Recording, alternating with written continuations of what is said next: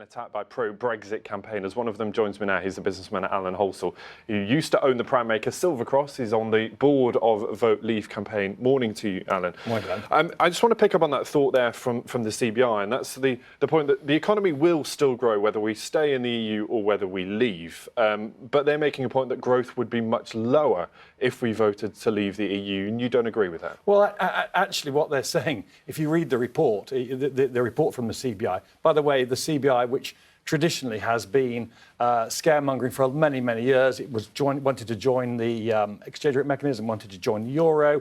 But if you read the report, it actually states that the economy will continue to grow, even on the worst case assumption. By the way, I don't accept their assumptions, but even on the worst case assumption that the CBI report comes up with, the economy will still grow. And actually, in the medium term, we're going to create, according to their report, 3 million more jobs. So not only are they saying that on the worst scenario, the economy is going to grow, we're going to create in the medium term more jobs. So I don't really quite understand where they're coming from. And the other thing I wanted to just say is the assumptions. The assumptions, Ben, seem to me rather erroneous. And of course, all these reports are based on assumptions. There's lots of uncertainties. There's even some errors actually in the report. But on the uncertainties, on the erosion, the problems, one of the issues is they're stating that there wouldn't be any free trade agreements with services included, or we actually think they would. And the other thing is that they're suggesting that any free trade agreements would take 5 years plus to negotiate. We don't think so. Let's talk about those assumptions, because the reason that this modelling is done is to try and give us all an idea of what would happen if we either vote to stay or vote to leave.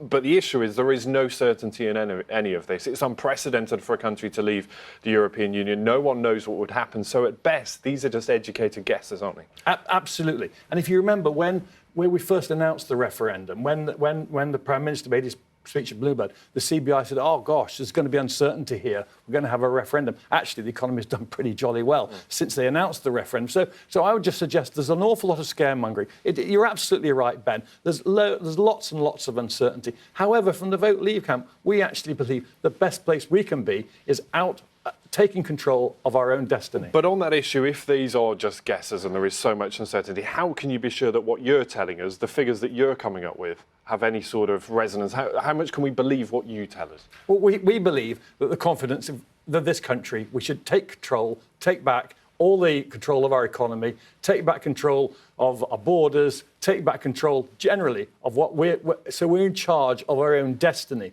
That way, we can negotiate these free trade deals. I trade in China, I used to trade in Japan, I used to trade in Australia. No free trade deals there. Why not? Because we cannot do them ourselves. I actually feel very, very confident. And, I go around the country talking to business people, and they're equally confident that if we come out of the EU, we can actually look after ourselves so much better.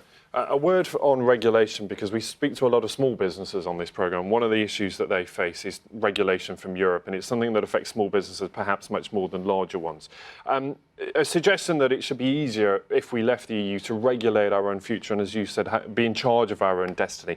But I think it's a bit naive to say we would not be subject to any rules at all, any regulation. We would still face international regulation, whether it comes from the EU or elsewhere. Well, Ben, totally agree with that. There will always be regulation. There's got to be regulation. But the difference, of course, would be that the regulation would be made in Westminster via our elected officials, our elected politicians who we can throw out, as opposed to being made in Brussels. And just bear in mind one other point about regulation.